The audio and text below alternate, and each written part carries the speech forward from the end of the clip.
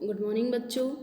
आज हम कक्षा 7वीं के हिंदी विषय में व्याकरण में क्रिया के बारे में पढ़ेंगे। क्रिया के बारे में पढ़ने से पहले हम कुछ उदाहरण के माध्यम से हम इन्हें जानेंगे। क्रिया के अंतर्गत हम सबसे पहले देख रहे हैं कि निम्नलिखित वाक्यों पर आप ध्यान दीजिए कि राम पढ़ रहा है। राम पढ़ रहा है। वह बीमार है। ईश्वर सब जगह है। तो उपयुक्त जो वाक्य हैं ये, इन वाक्यों में रेखांकित जो शब्द कार्य के होने का, अवस्था का और स्थिति का बोध करा रहे हैं। हमने वाक्य पढ़े हैं कि राम पढ़ रहा है ना। तो ये क्या है? राम पढ़ रहा है तो क्रिया के अंतर्गत एक कार्य हो रहा है। क्या कार्य हो? राम क्या काम कर रहा है? पढ़ रहा है। तो यह एक कार्य करना है। तो रेखांकित शब्द में कार्य के होने का, यानी कि राम क्या कर रहा है? कार्य कर रहा है। तो ये किसके अंतर्गत आ रहा है? कार्य होने के अंतर्गत ये आ रहा है हमारा कार्य होने के अंतर्गत। अब अवस्था का, यानी कि वह बीमार है तो उसकी अवस्था क्या है? अभी बीमारी की अवस्था में है। वो स्वस्थ होता है तो स्वस्थ है, तो उसकी अवस्था के अंतर्गत क्या आ रहा है? ये कि वह बीमार है। और स्थिति का बोध करा रहे हैं, यानी कि स्थिति, यानी कि ईश्वर सभी जगह है। ये क्या है? स्थिति है। तो उपयुक्त वाक्यों में रेखांकित शब्द में कि राम पढ़ रहा है, तो इसमें कार्य के होने का बोध, उसकी अवस्था कि कोई व्यक्ति अगर बीमार है तो अगर वो जरूरी नहीं है कि अवस्था में बीमारी हो, किसी और भी कारण से हो सकता है। अवस्था में किसी चीज़ की अवस्था की इतना है, और स्थिति किसी चीज़ की स्थिति या किसी भी वस्तु की स्थिति कि उस वस्तु का माप तोल इतना है, वह उस स्थिति में है। तो ईश्वर सब जगह है, यह किसी चीज़ की स्थिति का हमें बोध करा रहा है। इस प्रकार से क्रिया प्रत्येक वाक्य में प्रत्यक्ष या अप्रत्यक्ष रूप से अनिवार्यतः रहती है। यानी कि क्रिया का अर्थ किसी की भी कार्य के अंतर्गत प्रत्यक्ष रूप या अप्रत्यक्ष रूप, दोनों रूप से क्रिया का कार्य से संबंध होता है। और बिना क्रिया के वाक्य अपूर्ण हो जाता है। कोई भी कार्य बिना क्रिया के क्या हो जाता है? अपूर्ण हो जाता है, यानी कि वो क्रिया के बिना कोई कार्य पूरा हो ही नहीं सकता। तो हम देखेंगे कि क्रिया किसे कहते हैं। इसे हम प्रश्नोत्तर के माध्यम से भी देख सकते हैं कि परीक्षा के लिए यह महत्वपूर्ण प्रश्न है, इन्हें हम उस रूप में भी देख सकते हैं। तो पहला प्रश्न है हमारा कि क्रिया किसे कहते हैं। तो जिस शब्द में किसी कार्य के करने या होने का बोध हो, क्या? जिस शब्द में किसी कार्य के करने या होने का बोध हो उसे हम क्रिया कहते हैं। क्योंकि वाक्य, अगर कोई वाक्य बना रहे हैं, हम कोई कार्य कर रहे हैं और उस कार्य को करने में किसी चीज़ का हमें बोध ही नहीं हो या किसी कार्य को हम कर ही नहीं रहे, तो हमें वो क्रिया कहाँ से होगी? क्रिया का अर्थ ही है कि किसी कार्य को करना, और उसे हम क्या कहेंगे? क्रिया कर रहे हैं हम किसी भी प्रकार की। अगर हम पुस्तक पढ़ रहे हैं तो हम पुस्तक पढ़ रहे हैं, तो हम हमारे द्वारा क्या कार्य किया जा रहा है? हमारे द्वारा क्या क्रिया की जा रही है? कि पढ़ने की क्रिया की जा रही है। तो क्रिया में यही है कि जिस शब्द से किसी कार्य के करने या होने का बोध हो उसे हम क्रिया कहते हैं। अगला प्रश्न है हमारा, वाक्यों में क्रिया का क्या महत्व है। कोई वाक्य है तो उसमें क्रिया का क्या महत्व है? तो क्रिया का वाक्य में उतना ही महत्व है जितना कि शरीर में आत्मा का, क्योंकि क्रिया के अभाव में वाक्य निरर्थक होता है। अगर आप कोई क्रिया कर ही नहीं रहे हैं तो वाक्य आपका कैसे बनेगा? पूर्ण हो ही नहीं सकता। कोई भी वाक्य, हम किसी को कुछ कह रहे हैं, हमारे द्वारा कोई कार्य किया जा रहा है, हम किसी को कह रहे हैं, जब तक हम किसी को कहेंगे नहीं तो वाक्य पूर्ण होगा ही नहीं। हम कोई कार्य करेंगे ही नहीं तो वाक्य कैसे पूर्ण होगा? वो कार्य कैसे पूर्ण होगा? क्योंकि हमारे द्वारा जब तक क्रिया, हमारे शरीर के अंगों द्वारा जब तक किसी चीज़ को, हमारे शरीर के अंगों द्वारा जब तक किसी कार्य को किया जाता है तो वो क्या है? क्रिया है, कि हमारे द्वारा की गई क्रिया है ना। तो हम अगर किसी का, और हमारे लिए नहीं, किसी भी अन्य चीज़ के लिए भी, टीवी, रेडियो, कोई भी चीज़ ले लो, टीवी के द्वारा क्या है? अगर समय पे कोई कार्यक्रम आ रहा है तो टीवी भी क्या कर रही है, अपना कार्य कर रही है, तो टीवी के द्वारा भी एक क्रिया की जा रही है ना। तो उसी प्रकार से है कि शरीर में आत्मा का जिस प्रकार से महत्व है, उसी प्रकार से क्रिया के अभाव में वाक्य निरर्थक है, क्योंकि कोई वाक्य अगर पूर्ण कैसे होगा, जब तक उसमें क्रिया का कोई कार्य नहीं होगा, तो वाक्य निरर्थक कैसे हो जाएगा, क्योंकि उसमें कोई कार्य कर ही नहीं रहा है, तो क्रिया का अभाव है, इसलिए वो वाक्य निरर्थक हो जाता है। तो वाक्य में क्रिया का बहुत ही महत्व है। अगला प्रश्न है हमारा, क्रिया के कितने भेद होते हैं। तो क्रिया के कितने भेद होते हैं, तो हम देखेंगे कि कर्म के अनुसार क्रिया के 2 भेद होते हैं, एक सकर्मक क्रिया और एक अकर्मक क्रिया। अब क्रिया के भेदों के बारे में अगर हम जानते हैं तो किस प्रकार से हैं, पहले तो हम कर्म करते हैं अगर कोई, तो कर्म के अनुसार की क्रिया के कितने 2 भेद हैं, कि सकर्मक और अकर्मक। यानी कि अगर हम कोई कार्य को कर रहे हैं तो वो क्या है, हमारे द्वारा किया, अगर कोई कार्य किया गया है तो वो सकर्मक, और अगर हम किसी कार्य को नहीं कर रहे हैं तो वो क्या है, अकर्मक क्रिया के अंतर्गत आ रहा है। उसी प्रकार हम देखते हैं कि व्युत्पत्ति के आधार पर भी क्रिया के 2 भेद होते हैं। व्युत्पत्ति के आधार पर क्रिया के 2 भेद हैं। तो पहला है हमारा मूल क्रिया और दूसरा है यौगिक क्रिया।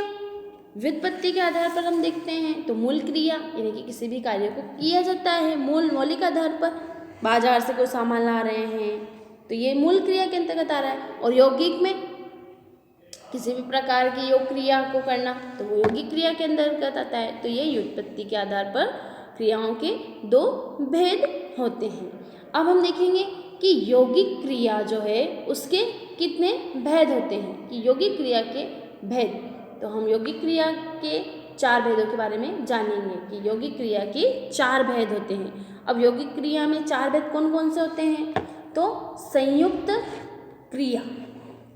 संयुक्त क्रिया यानी कि किसी चीज़ को जोड़ना, आपस में जो जोड़कर कार्य किया जाता है तो वो संयुक्त क्रिया के अंतर्गत आता है।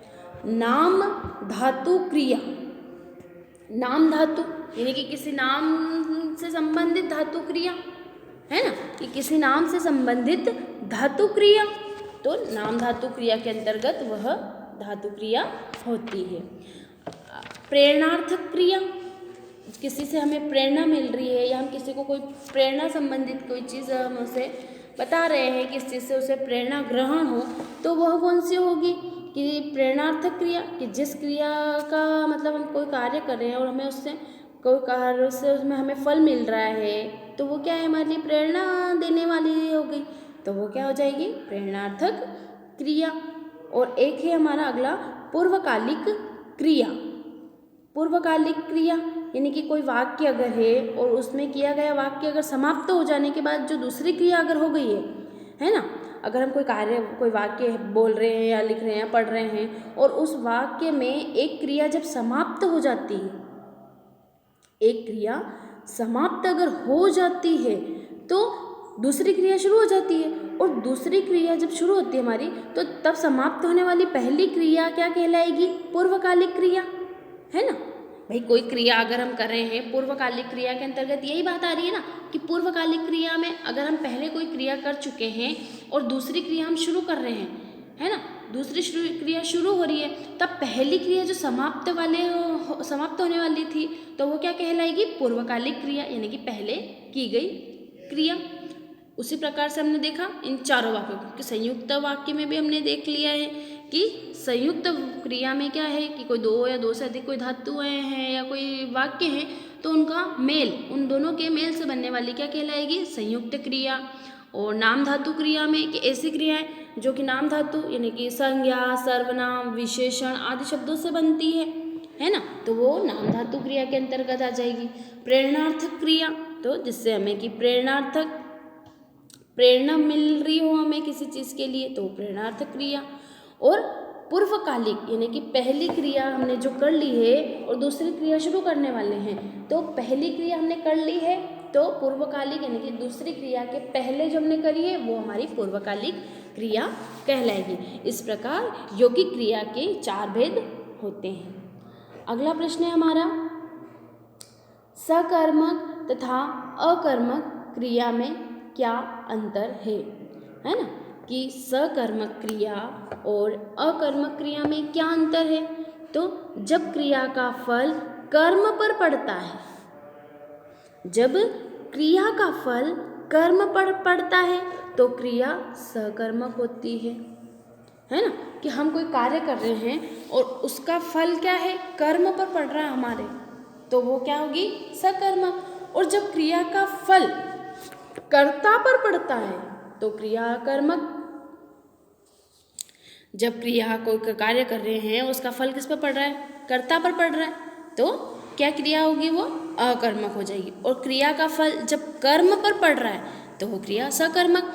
यानी कि राम पुस्तक पढ़ रहा है ना, तो राम जो उसका फल क्या है, क्रिया का फल क्या होगा, कर्म पर पड़ेगा, क्योंकि राम के द्वारा पढ़ा जा रहा है ना, पढ़ा किसके द्वारा, राम के द्वारा, तो वो कर्म पर आएगा, है ना। या वृक्ष पर पत्ते उगते हैं, वृक्ष पर पत्ते उग रहे हैं, तो वृक्ष क्या है, वृक्ष क्या है, कर्ता। वो क्रिया क्या है उसके उगना, फल उगना, पौधे पे कुछ भी फल पत्तियां उगना, तो वो अकर्मक क्रिया पर आएगा, है ना। तो उसी प्रकार से हमने देखा कि सकर्मक और अकर्मक क्रियाओं में क्या अंतर है। तो सकर्मक क्रियाएं कौन सी है कि जिसका फल कर्म पर पड़े वो सकर्मक, और जिस क्रिया का फल कर्ता पर हो वो क्रिया अकर्मक होती है। अगला है हमारा सामान्य क्रिया तथा संयुक्त क्रिया में क्या अंतर है। सामान्य क्रिया और संयुक्त क्रिया, तो हम देखेंगे कि दो या दो से अधिक धातुओं के मेल से बनने वाली क्रिया संयुक्त क्रिया कहलाती है। दो या दो से अधिक धातुओं के मेल से बनने वाली क्रिया क्या कहलाती है, संयुक्त। जबकि सामान्य क्रिया क्या कहलाती है, एक ही धातु होती है। तो संयुक्त क्रिया और सामान्य क्रिया में क्या होगा, ये अंतर होगा कि दो या दो से अधिक, तो कोई भी चीज़ अगर हम संज्ञा सर्वनाम या कोई परिभाषा लेते किसी की, दो या दो से अगर अधिक से धातुओं से मिलकर को बनती है तो संयुक्त, और सामान्य में तो एक ही धातु रहेगी, तो वो क्या होगी, सामान्य क्रिया। और वैसे ही मालूम पड़ रहा है कि संयुक्त का अर्थ ही होता है कि मिलाना, संयुक्त करना है कि मिश्रण, किसी का कोई भी दो चीज़ों का मिलन, तो संयुक्त हो गया वो। और सामान्य सिर्फ एक ही धातु, तो दो या दो से अधिक धातुओं के मेल से बनने वाली क्या क्रिया कहलाएगी, संयुक्त क्रिया।